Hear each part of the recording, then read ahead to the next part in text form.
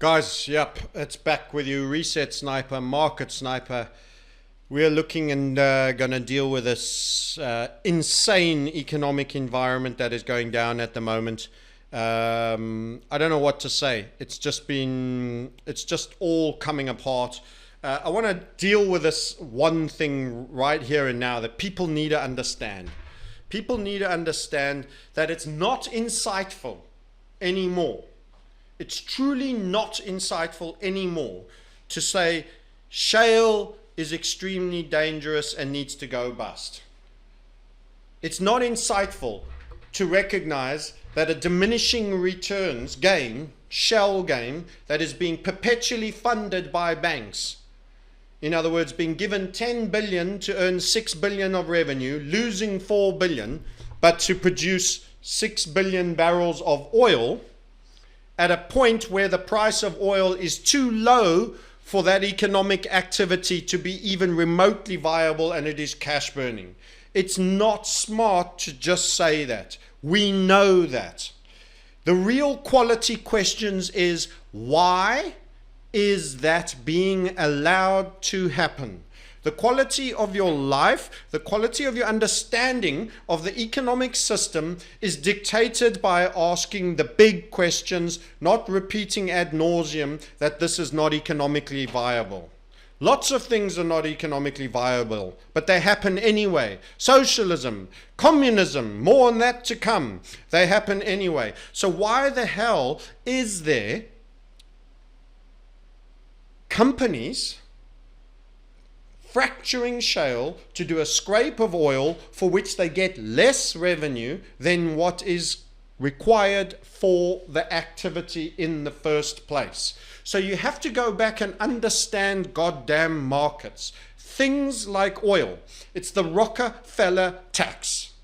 It's how they skim money from you when the largest is good. Everyone's house is going up in value. You've upgraded the car. You've bought a Hummer H2 so that you can look like a complete moron and an invading Nazi when you go up and down your drive, and it burns 3 gallons to do 1 flipping mile, and you're a moron, and you have 4 pickup trucks, and you're also consuming loads and loads of product that have oil all in them. They skim some of that dumb money that you're spending. That's how they do it. And then when they have a crash and they've created so much new money and it's all gone just to the banking system, they support important industries that are strategically important beyond the economic viability of their scale right now. Why? Because oil is priced at the margin. In other words, if there's 10,000 barrels required more a day, which trust me is not a lot, the oil price can moon. Because what happens is someone's left short and nobody can afford to be out of oil. Otherwise your car doesn't start. So you've got to bid more. But then everyone starts bidding more. And rather than markets being inherently stable, when you have sustained excesses of either demand or supply, you tend towards the means. You either collapse or you precipitate upwards immensely. That's how we got to $130 and $150 oil, and that's how later in a major economic recession we got down to $25 of oil. Have you not noticed that that is extremely far apart in terms of relative valuation? And the key thing was demand, and what happens that drives it excessively down and excessively up is that it's priced at the margin. Is there a minor shortfall, a glut, or a minor over demand? If it's finely balanced, then you have true price discovery. So what happened is, you want to hurt Russia. You don't want them to make too much money. They're buying gold out of the Fort Knox. They're taking delivery. You want to hurt Venezuela. You want to hurt Iran. You want to hurt all these countries, and they all produce oil. Guess what you need to do? You, as fat boy who eats all the goddamn pies, sitting in the corner of the goddamn room and drives the most flipping Hummers and semi-articulated tanks up and down to the supermarket and back and won't walk a flipping block, you either need to consume less, we don't want to do that, we need the consumers, we're used to our lifestyle, or produce more. so that you no longer are the biggest exporter. You become independent of exports. And that takes about 2 million barrels a day. Now, what you do is Russia can make money on very cheap oil. Saudi can make money on very cheap oil. But to maintain the current pricing as low as possible, you cannot have an over-demand. So you create a surplus that is non-economic on a certain small amount of oil compared to the global consumption. And that small surplus keeps the pressure down on the oil price. And you fund that. Because the only way you can get that oil is it should be $250 oil. But you've created so much inflation, you've created so much fake money, there's more digits in the computers than there's ever been before. Japan's doubled money, and they're the strongest goddamn currency right now. Imagine what the rest have done, the Eurozone and all. They've all proliferated and halved the buying power of what's in your bank account and your wallet. They've all done it. How do they hide the inflation? They subsidize the oil on a small amount, percentage-wise. It's not small in itself, but of the overall global consumption, so that they are no longer an exporter. That demand gets taken out of the bidding war for the existing supply. Saudi still needs X 100 billion a day, a month to support its cartel of medieval beheading, female suppressing psychopaths as cousins to Israel. One is medieval, one is technologically driven. They all just suddenly need to get that revenue. So they have to pump a little bit more to get the same amount of, so that they can hold their peg to the phony dollar, because they produce nothing apart from being a consumer of Bugattis for the sheiks, and the rest being poverty behest that dare not criticize the king, otherwise you'll be chopped into a million pieces in an embassy anywhere else in the world. That's who we're dealing with. These are deceivers, thugs, medieval crooks, technological crooks, and people that pursue non-economic activities for socio-political gain, for which the oil is the tax on the global society. And when the global society is bombed out and they need to hide the fact of the real inflation and say, we can cut rates a little lower, we can print a bit more money, inflation's still not there, it's all about chasing inflation. That fake inflation figure that doesn't measure anything of real importance is not the same since 1980. God knows how many changes, changing sample size, reducing, etc., etc. All those fake numbers. Just go check John Williams's shadow stats. All those fake numbers to justify further proliferation so that the whole world gets synchronized into the same Ponzi scheme. Because you need everyone to be a leper in the leper colony to come with the solution, the inoculation for leprosy that will be the same for everybody after they all fall down confirmed lepers.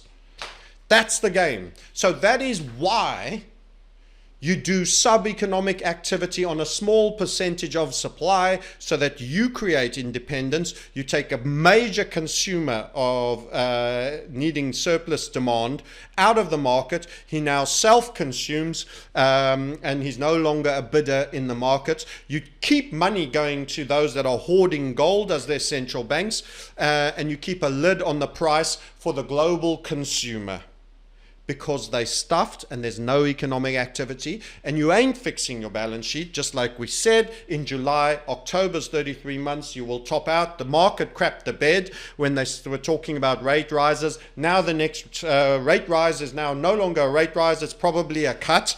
Market's already pricing it in. The treasury bill drops below 2% and everybody is waiting. The Eurozone never acted like America, that it's diverging on all of the strength, and long live USA, the biggest deception run by the cartel of central bankers, not my lovely US citizens and friends that are caught by this Trojan parasitic central banking cartel force that is out to drive you into the dust and leverage you up and give you a pump and then a dump, so that you now need government in everything you do to give you your UBI.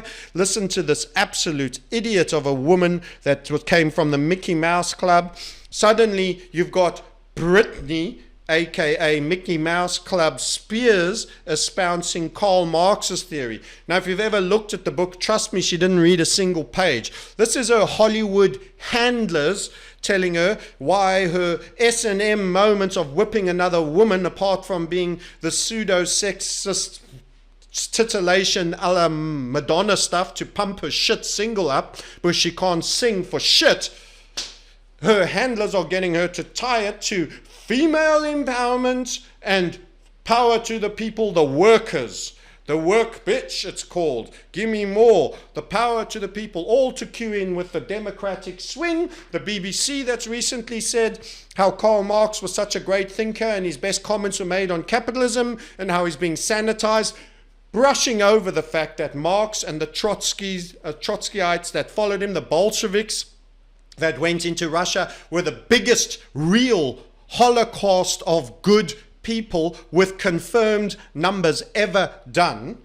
And never mind the Armenian genocide and all the others that were perpetrated by the same kind of people and written by the same kind of Marx, Lenin, you name it. There's a commonality and thread. Now her handlers are having this hallowed and making heroes of the greatest villains. Not to say that there isn't some interest in what he writes, not to say there isn't a cunning intellect behind his plan and scheme of things, but she certainly didn't get her way through one flipping page of it, and is a puppet that is espousing garbage and having her songs written for her. This is what you're facing. This is what you're facing. You're facing a future that if you don't take the chip in the hand, you won't be able to collect your UBI. Facebook is going to be one of the biggest players in blockchain and all of that, and the likes of Paul Krugman, outriders of great note, are the heroes in the economic opinion of the world, and highlight how war actually has an amazing effect on economic demand. Then you get the BBC also with its overpopulation agenda. It's a stuffed place. It's a stuffed place, and I'm angry. And gold is pumping, and gold is pumping against the Swiss franc, everybody. Gold, you know, you think the franc's the best and most solid currency you can get. Here's where we are. Major breakout. Upside HVF there. This was the HVF that happened during that era to the highs of 2011. Now we were back down. We're squeezing again. Same key levels. We're breaking out. This is supposedly one of your strongest fiats. Don't hold any fiat if you have a choice to hold gold, because gold is up. It's at near all-time highs against the Australian dollar. It's breaking out against the Japanese yen. It's absolutely on the run against the dollar. It's on the run against the pound. It's making new highs and will continue, because a print fest is coming for the zero demand consumer, where all the money was kept by a cartel to fund politically important projects such as shale, and not giving credit to SMEs, but giving huge credit to keep the S&P goosed to megacorps that could borrow for next to nothing and buy their stock up to the moon, so the billionaires become trillionaires. That is the perversion.